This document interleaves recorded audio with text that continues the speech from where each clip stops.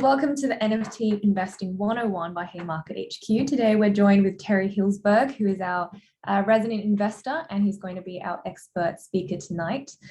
Just a little bit of introduction. My name is Isabelle Lee, and I'm one of the program managers here at Haymarket HQ.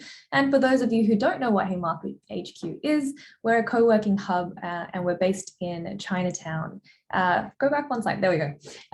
We mainly create a lot of these virtual programs. These days we're dabbling in the Web3 space. So if you're keen on any sort of Web3 or NFT education, don't forget to come to one of our events like these, send us a message, or you can join one of our early bird waiting lists for our programs, which I put the link below.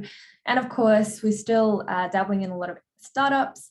So we also have a lot of digital programs for startups, whether they're going to overseas markets or for international companies coming in. And last but not least, we've got our beautiful co-working space in Chinatown that I've mentioned before. Cool. Next slide, please, Terry. Oh, there we are. So that's me on the left, and of course, Terry on the right. So Terry is a general partner at Fork Ventures, amongst other roles that he has. I'll let him introduce himself a bit later as well. And then shall we go on to the next one? Oh, okay. Well then, Terry, I'll hand it over to you, and thank everyone for coming along. Hope you enjoy it. Cool, Terry, and I think you're on mute, by the way.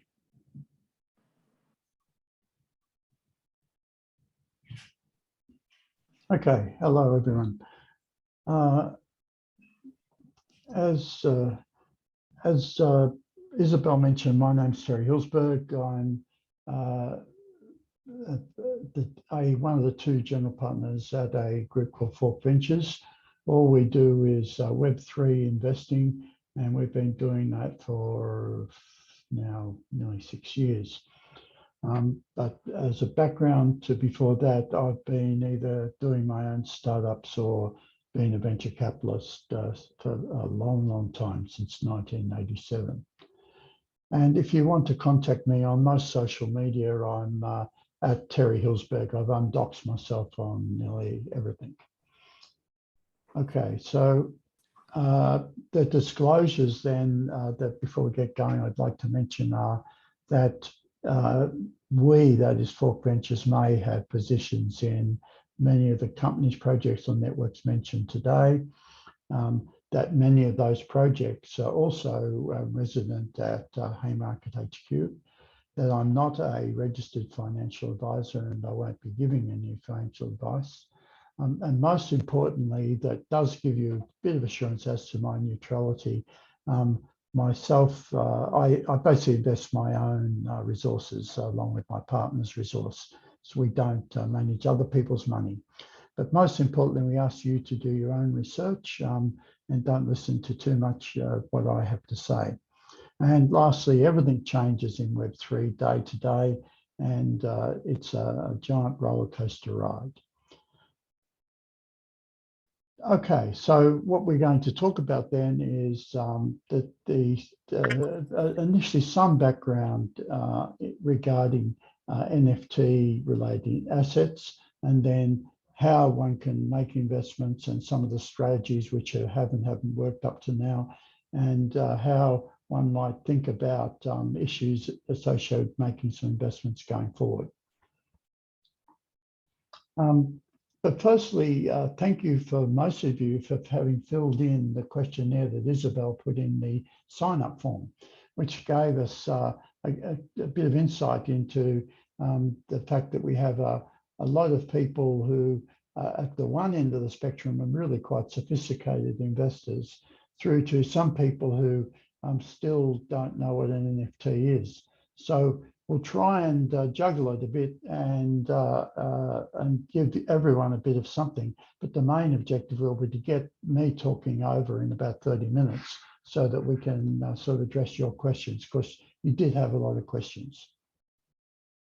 Now, underlying all of this NFT thing is this NFT boom, which has taken place in the last year to 18 months, has been three main things. Firstly, maturation of blockchain technology. It really does work these days when it didn't work in the last ICO boom of about 2018. It does work now.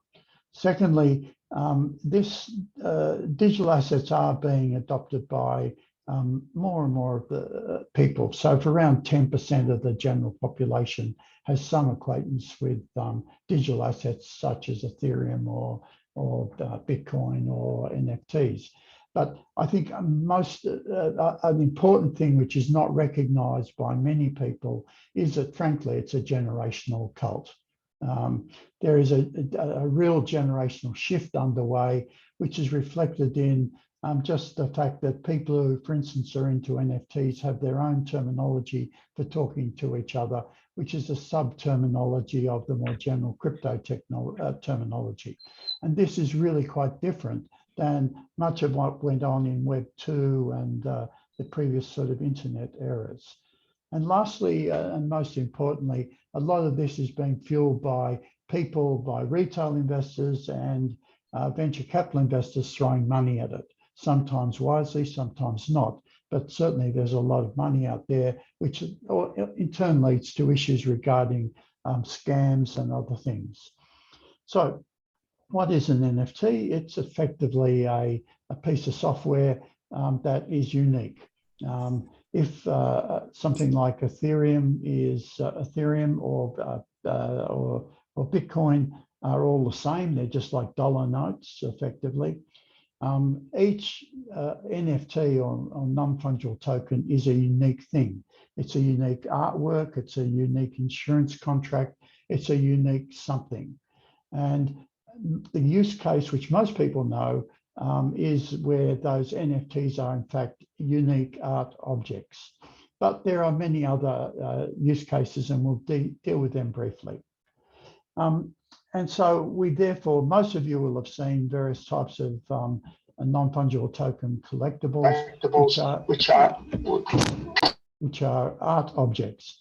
And those art objects range from one, for instance, a set of art objects which has been generated here at Haymarket HQ called the Kimmies, which is a set of takes on the North Korean leader, where there was a big launch last Friday night, through to ones which are very valuable and widely known, such as the Bored Ape Yacht Club examples on the right-hand side. So most people know about NFT collectibles. And as a result of that, and because of the explosion in interest in it, the big end of town is getting into creation of NFTs. There would not be a major company that I know of that doesn't have some thinking about how they are generating NFTs as part of their business. So this is becoming sort of mainstream stuff. Whether it is adhering to the sort of values of the people who started all this is a different matter. So, and that comes to some of the issues that you have to balance. As an investor, one of the big problems in this space is you have to decide whether these NFT things are legitimate assets which you want to invest in and where you think there's a use case that is of value, or on the other hand, it's all just a giant Ponzi scheme or a multi-level marketing scheme. And unfortunately, those do exist, and they're not rare. In fact, these are just some comments from Twitter about the sort of things that people say. The one I always love personally is where people say that they're not interested in the price of their NFT, they're here for the technology. And so you've got all of these scams and multi-level marketing schemes and Ponzi schemes. And there are very good examples. Even recently, there was $1 billion raising associated with a set of NFTs, which in reality is a Ponzi scheme.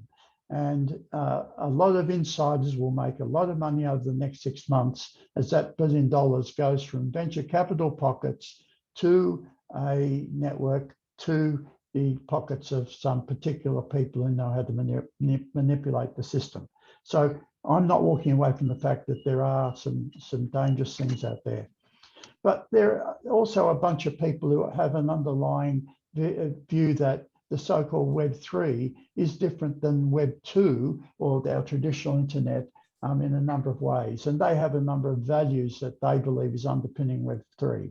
The first one is that they want to see a decentralization of power and distribution of value in society, no central authority. Now that's easier to talk about than getting it done. Probably even more important than that, though, is that they really want to stop the centralized social media gatekeepers from being the people who get most of the money that comes out of venture capital. So there's been studies around, for instance, to show about 80% of all venture capital dollars over a period of 10 years went from the mums and dads in their pension funds into the pension funds, into venture capitalist pockets, and in turn into Facebook and Google and some other centralized social media people. And very little of it went to give incentive to customers, suppliers, and workers. It mainly went to intermediaries. And this is starting to change. For instance, if you're a user of the Brave browser, as I am, I make about $15 a month just by looking at the odd ad in my Brave browser. So this is starting to change even in the centralized world. But the other thing that's interesting in this Web3 game is it's about bringing new sources of creativity, labor, and sources of capital into the global economy. Now, this is the utopian ideal, but for the average struggling artist who can come up with some good NFTs, there may be something in this. Similarly, if you're a Colombian coffee grower and you want to trade directly with restaurants in Sydney, there are NFT-based systems now where the coffee shop in Sydney can buy stuff directly from the Colombian coffee grower over an NFT network.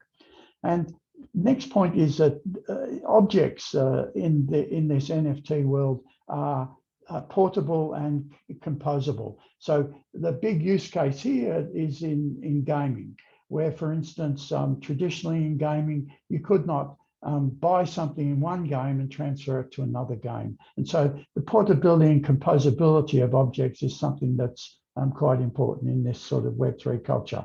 But lastly, and probably very importantly, community and culture are the source of network effects in this world, and thus competitive moats. So the sort of network effects that created the Ubers of the world, or the Facebooks of the world, or the Googles of the world, in the Web3 type culture, certainly in the idealistic version of it, are due to communities forming and cultures forming. And this is what's very distinctive from Web2, is these distinct communities and culture, which we'll return to. So, but underlying all this, though, is that most of the decent criticisms of Web3 projects come down to arguments that these things are JPEGs, they're scams, that there's no utility in the objects being created.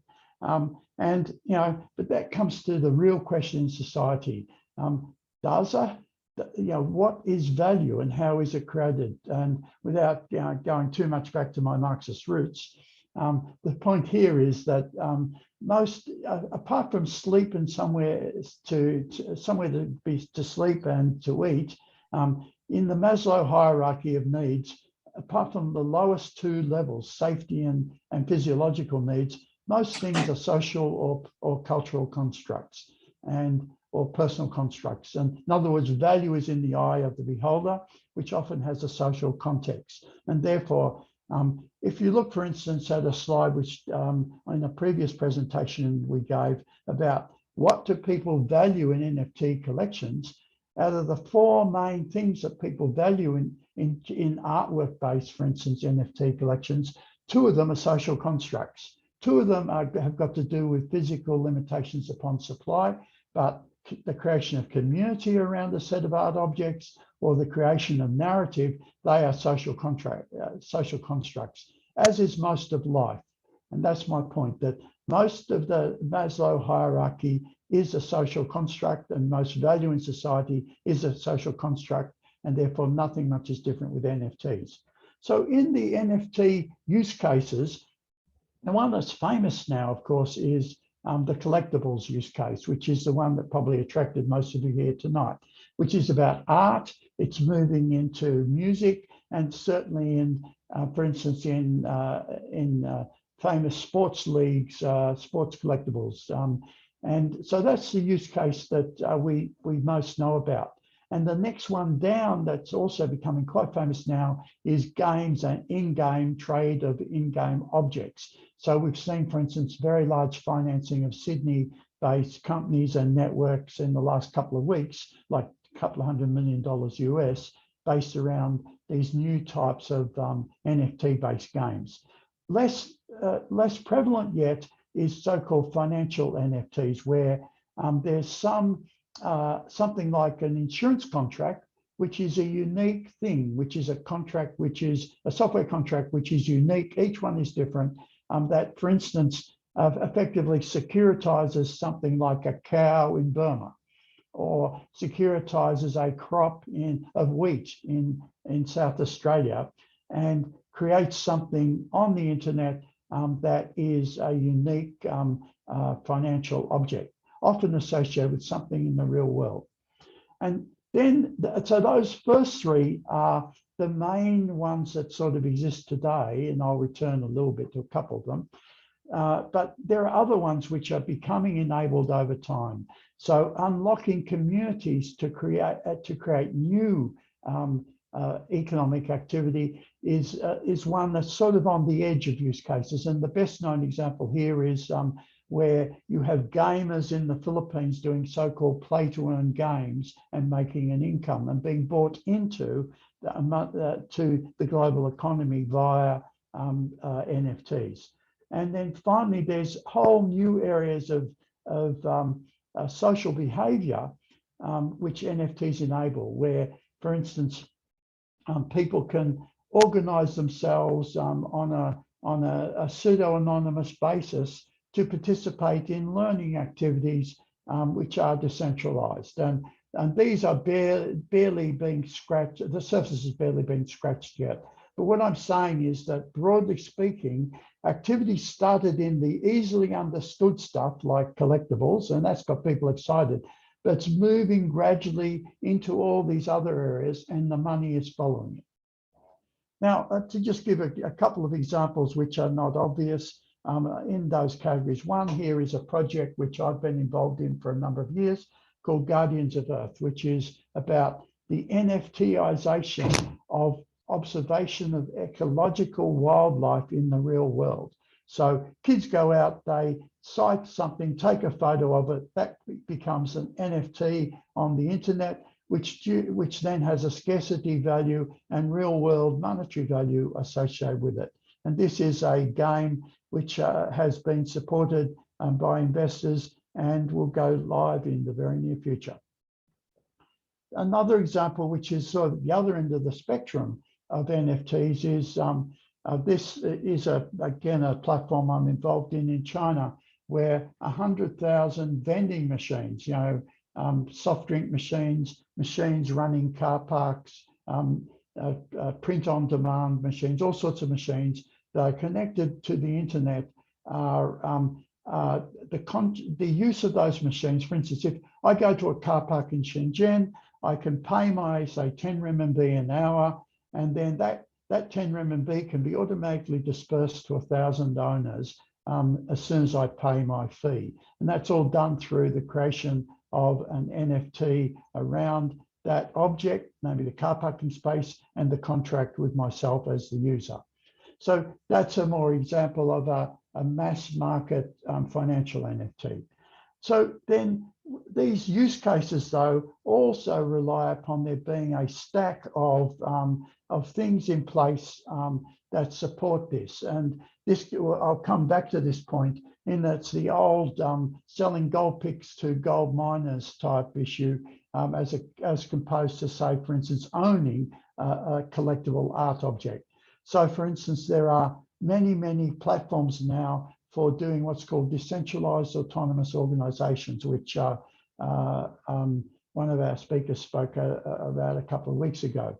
And in other words, there's a whole bunch of infrastructure which is being put in place for the NFT world, which is not NFTs itself, and which, whether it's marketplaces or generalized computing platforms or various other things which are related to the NFT economy and which might provide good investment opportunities. And just to give you an example of one in which I'm an investor is a thing called the Solve protocol. Now, this is a protocol for managing NFTs, which is used, for instance, to manage ownership of DAOs. And this protocol comes out of a group in China and Melbourne and is usable across the broad range of NFT projects. And so it's like infrastructure for NFT land. And there's many of these projects, and this one, is fairly widely used, but there's many others. There will be 60 or 70 other projects which you can invest in, which provide some sort of picks and shovels type infrastructure for the NFT boom. So how does an individual then get involved in this these sort of NFT investments? Well, the first thing which we'll return to is owning a portfolio of yourself of individual NFTs, such as collectibles, art collectibles, or in-game objects or whatever. Establishing a small decentralized autonomous organization with your friends where you work together to decide on making some investments. Or establishing a portfolio yourself of at different layers in that stack I just mentioned of investments. And there's many other ways through to formal mechanisms in the traditional equities world. But I won't labor this because effectively, unless you've done step one, owning a portfolio, the rest of it's probably all a bit a waste of time to think about at the moment. So, but what have I learned then over the last 3 or 4 years in investing in NFTs and their predecessors? And some of these things are pretty obvious, but I'll quickly go through them. And this relates obviously to levels of investment, which are probably a bit beyond the average person wanting to spend $1,000. This is more where the amounts of dollars in play are of the order of 10 to the 4 or 10 to the 5. So, for instance, the first thing that I would say is one of the learnings of many people is that the power law of returns applies in NFTs as it does in angel investing. Namely, you've probably got to make 40 investments in order to have one real winner. Now, that changes over time. For instance, last year, which was a boom market for NFTs, meant that it was pretty hard to make a bad investment. But this year, the market's down, therefore you can make bad investments. But you've got to plan on the assumption that only 1 in 40 of your investments will make serious money, but it will make outsized serious money. So, for instance, in the last year, it was not hard to, to have investments which would give you 100 times your money. But on the other hand, perhaps only 1 in 40 investments was doing that. So the power law of returns applies for NFTs as it does in angel investing. The second thing is that personally, my own advice to myself is I only invest somewhere where I have an unfair advantage. I have to know why I know something more than other people, or I have some other source of unfair advantage. And you have to be brutal in judging this stuff. You can't let people talk you into stuff. You've got to be pretty brutal and want to have an unfair advantage. And the third thing, which many people are now learning, is you have to decide where you're at in the investment cycle. So, for instance, a year ago, it was easy to get in very early on NFT investments when the price was low, when the team was just forming, and that was pretty easy. But now you'll often find, particularly with gaming investments, that an institutional VC may get in there earlier and offered a price for that investment which you can't afford. So over time, there is your ability to invest, and your strategy will depend upon where you're at in the investment cycle. So for instance, a year ago, pretty much people like me, we would invest very early in a lot of projects, whereas now, because of where the cycle's at, we're investing in fewer projects and fairly early, almost from when the founder thinks about the project. So next thing I want to mention, which is a bit different about NFTs and generally in crypto investing than some other areas of investing, is that you can make good returns sometimes, but they're only transitory, and you have to monitor your portfolio very, very actively. So for instance, at the moment, you can do a thing called staking in the NFT world and in the crypto world in general, and for instance, get about 20% per annum return. But will that be there in 6 months? Doubt it. So you have to be very careful in monitoring what's going on, and some of the returns you can make are very transitory. Next point is that deal flow is, you really have to get sources of deal flow, and that might include outside Australia. You have to look widely and make sure that your high conviction about something, about a particular project, is also not high stupidity. And generally speaking, it's good to invest in things you understand, and invest at another thing which I would advocate is, unless you're particularly have great, for instance, judgment as an art critic, invest at many points in the stack. You know, so for instance, someone like me who's got no ability to judge art, sure, I have an investment up the top of the stack in some collectible artworks, but mainly I'm investing in the things I know are used if other people have a lot of collectible artworks down the stack. And I suppose another question then is also, should you follow an investment thesis or invest opportunistically? I tend to invest following a thesis, but I know people who just invest opportunistically and have made some money. But personally, I tend to try and be rational and follow an investment thesis. And I think the second last point is that this thing takes time. And that's why people call it going down the rabbit hole. And you got to spend a hell of a lot of time on this to make any money. And you can't be dilettantish about it. Now, there will be exceptions, but they are exceptions. And finally, how do you judge projects? And in here, the selection criteria for projects are no different than working in traditional venture capital. And they are, you've got to look at the market, the people, and the product. And therefore, the sorts of algorithms you follow to assess something are fairly standard, and I'll come back to that. But what do you do if you decide to spend $1,000, as some of you indicated that you're interested in doing? The first thing, of course, is to ensure that you can afford to lose it, and that you've set up the basics, namely you actually have a crypto wallet and you've turned some normal old money, fiat money, into some form of cryptocurrency.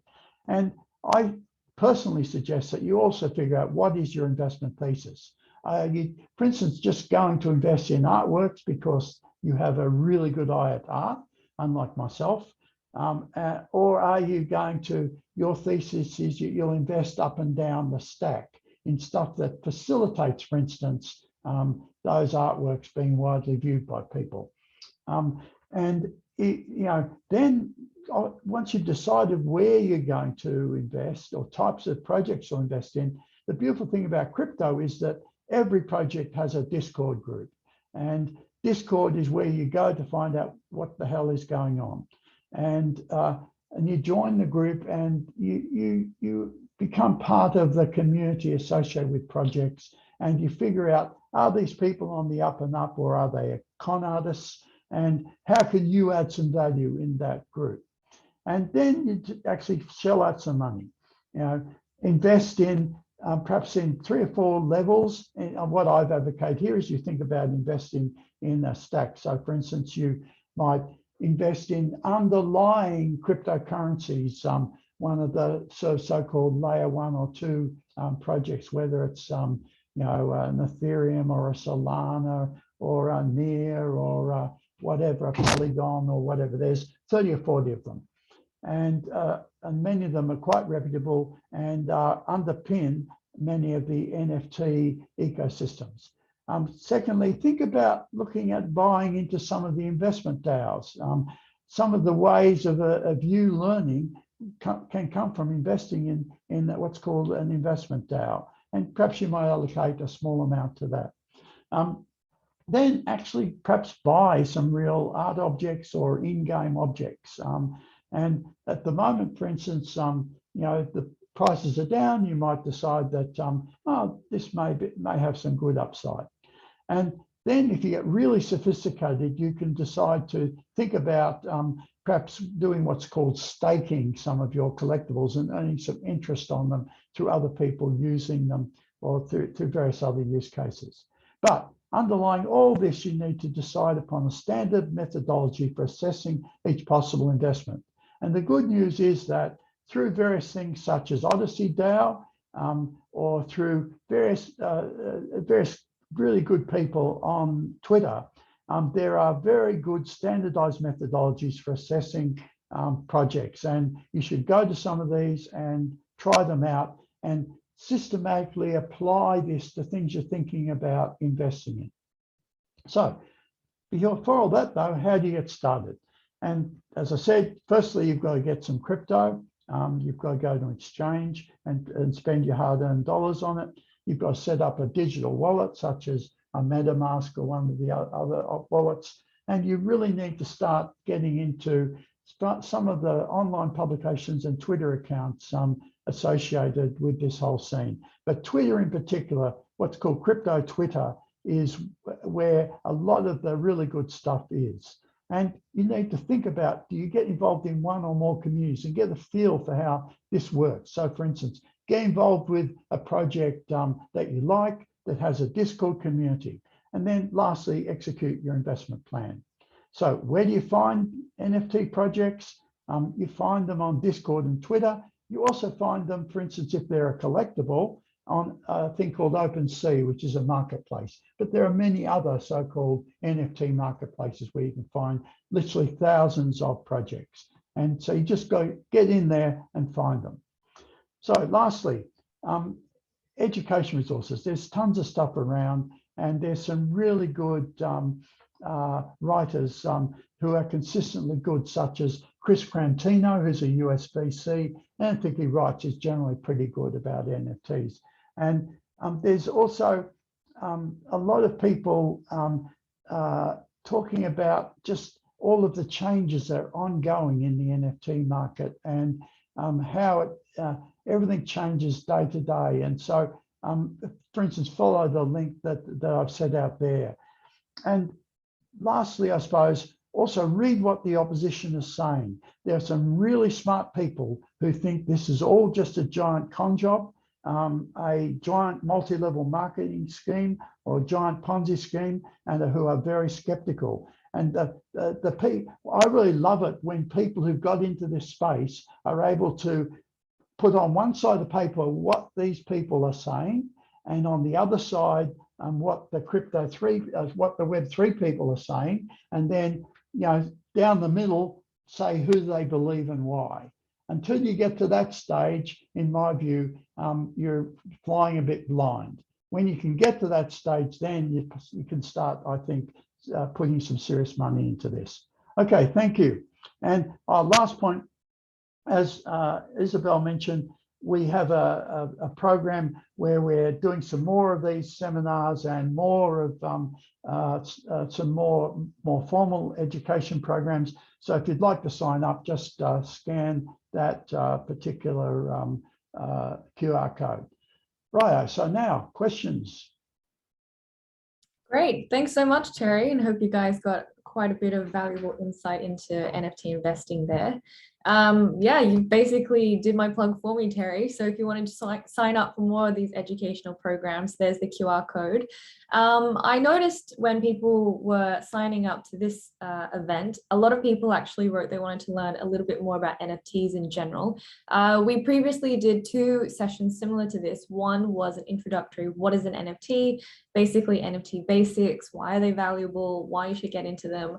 And the second one was all about DAOs with Elise Su. So this includes, including today's session, they'll all be uploaded on our YouTube. So if you just go to Haymarket HQ, if you just type that in on YouTube, you'll be able to find the recordings for the previous ones as well. Now, I'd love to get a few questions going. So perhaps people can start putting it into the chat, or if you're a little bit brave, you please feel free to turn on your cameras and ask Terry directly. Does anyone have any questions that they'd like to ask?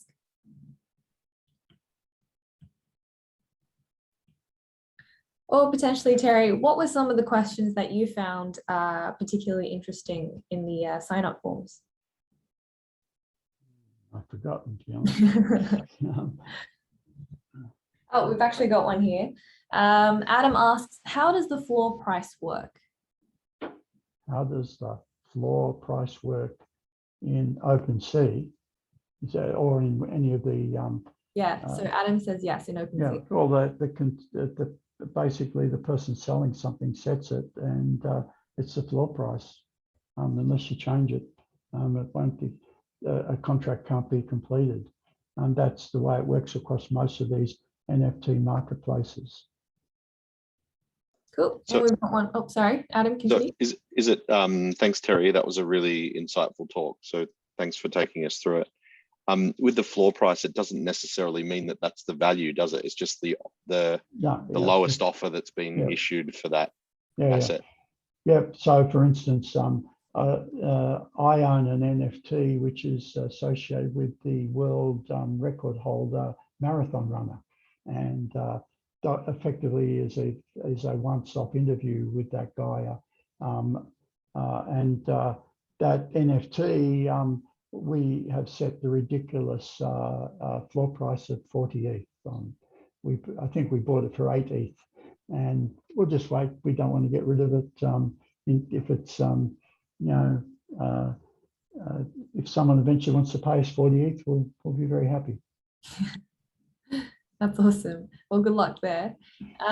We've got one from Robert who asks, hey Terry, thanks for that. Heaps insightful. How does one filter for a suitable investment DAO?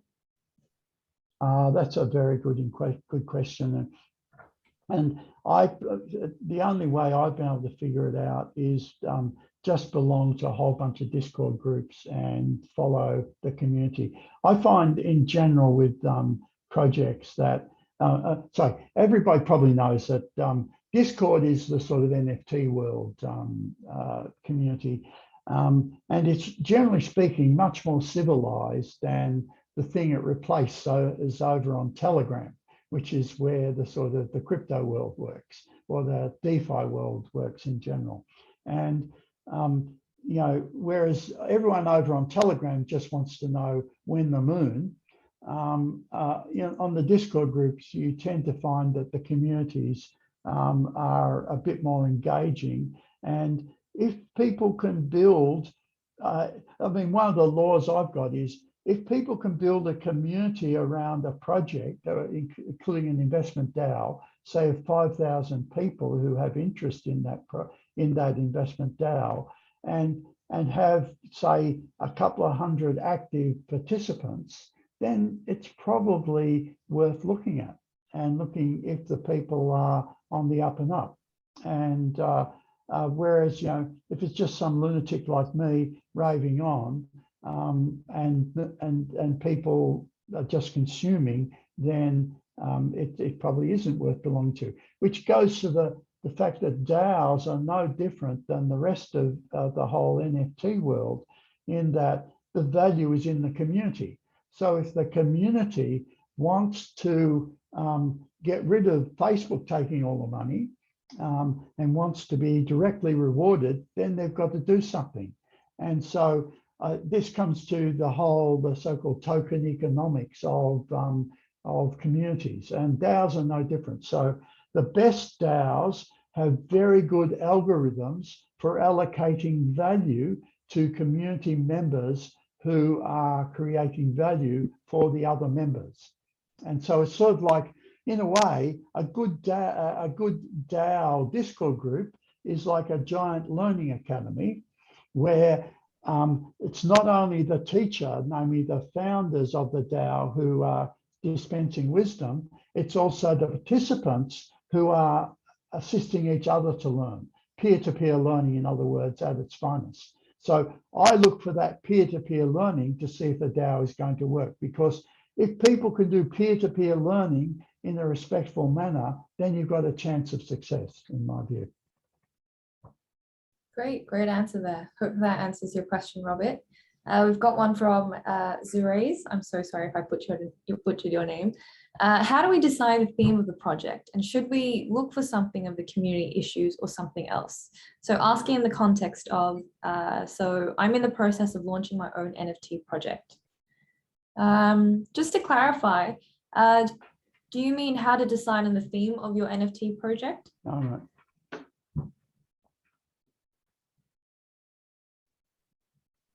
And perhaps while they clarify, I'll just ask the second question as well from Bo.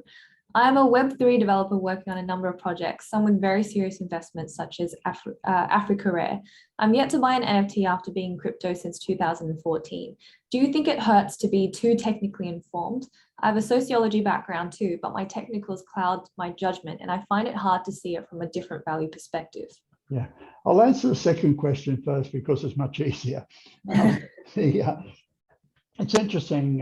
One of my children, I'm an old guy, as you can see, is a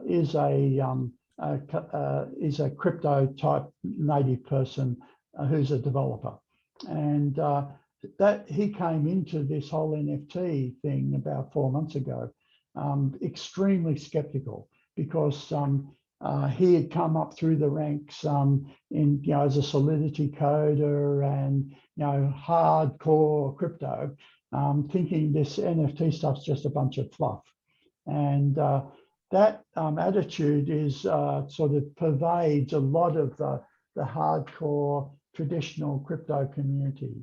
And also many of those similar people have made a bit of money in DeFi and sort of weren't into this NFT stuff, which they regard as soft. But that attitude has sort of changed.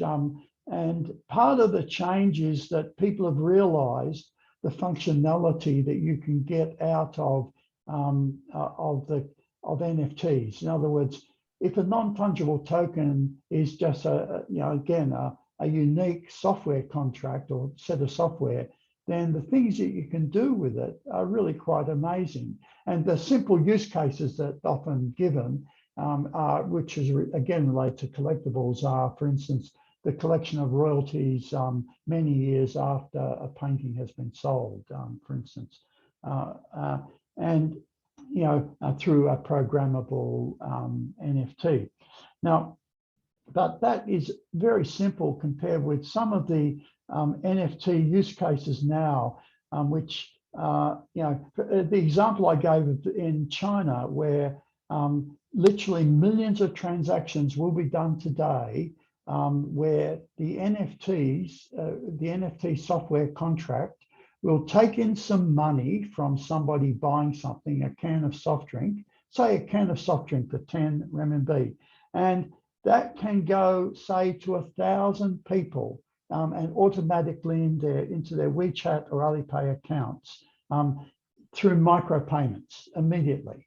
And that level of sophistication in financial transactions is amazing. It will eliminate so much friction in traditional financial systems. Now, so far we haven't seen that in the Western world, largely because of our legacy financial centralized systems aren't all that bad. But in developing economies and in those economies which are already nearly fully digital, such as China, this stuff is happening. So that skepticism, I think, is being replaced by people understanding what can be done. Now, to the first question regarding themes, to be honest, I can't help but someone figure out how they become a founder. The thing that that is beautiful about the whole crypto scene, and in particular the NFT scene, is that the laws of entrepreneurship have not been suspended. You have to have an idea. You can't expect everyone else to have your idea for you. But the one thing that is a bit different than like in Web 2, say back in 2010 to 2016, if you had an idea, the big thing that was different from Web 2 and Web 1 was that in Web 1 or before, you'd hide yourself away in the basement and not talk to anyone and make everyone sign a non-disclosure agreement if they came near you. In Web 2, people started to think, oh, I'll go along to a meetup and talk about a meetup group and talk about what I'm doing. But generally speaking, I didn't try and create a community around it. And that was because I was not prepared or had the means to reward thousands and thousands of people. Where Web 3 is different is that if I've got a good idea and I'm willing to share the value associated with that idea working with my customers, with my suppliers, with my workers, I can mobilize thousands of people to turn that idea into reality. And that doesn't work in some industries, but there are many industries where you would love to have your customers to also be your owner, to have your suppliers to be your owner, to have your workers to be your owner. And that is the industries where that is valuable include many of the creative industries. And that's in a way why a lot of this stuff is taking off in those industries. So to summarize, I don't think you can ask people to think of your idea for you, but once you've got it and you've figured out the ways in which you think you can reward your collaborators, then the beautiful thing about Web 3 is you can pretty much immediately create the means by which the collaborators can help you 24/7. And I've seen some amazing communities get spun up overnight. For instance, I'm very much into edutech. And I've seen from October last year, when I and some other people were thinking about what's called learn to earn algorithms, I've seen over 60 projects created, which are turning these ideas into reality. And my guess is that those projects that are really starting to take off are the ones that have been able to involve their community in the refinement of the idea, because the community knows they're going to get a thing called an airdrop when the project gets financed.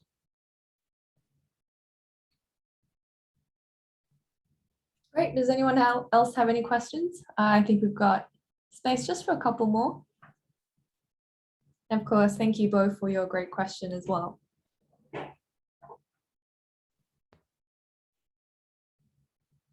All right, seems the questions have slowed down. So perhaps, Terry, we can wrap it up. If you've got any last words, feel free to share.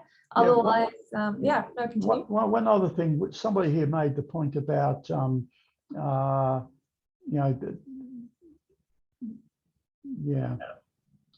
suppose it was just repeating the point that people look at the lightweight stuff and think, well, that is, detracting from what developers are doing. And that's certainly true. Like there's a lot of projects in Australia which involve supply chain management using NFTs, and the developers and the proponents of those projects, frankly, get quite upset that it's the people, the show ponies who are artists and others, as they would see it, who are perhaps getting all of the attention. But my guess is that the beautiful thing is that the technologies which are being commoditized via gaming and via collectibles are also very applicable to dragging people out of poverty through a supply chain reform. Great. And then I just thought of something else. So besides these sessions, we also have NFT office hours every Friday. So if you just look on our socials, you should be able to find the link. So if you've got an existing project or if you've got existing NFT investments and you want to get a little bit of advice, feel free to drop along on Friday just to talk to one of our mentors. Otherwise, thank you so much for joining us. You can find the recording within the next day or so on our YouTube channel. Otherwise, just keep an eye out on our socials. I will post the link. And for any other upcoming events and things in the Web3 NFT space, please keep an eye out for that as well. Anyways, I'll just wrap it up then. Thank you all so much for coming and have a great night. See ya.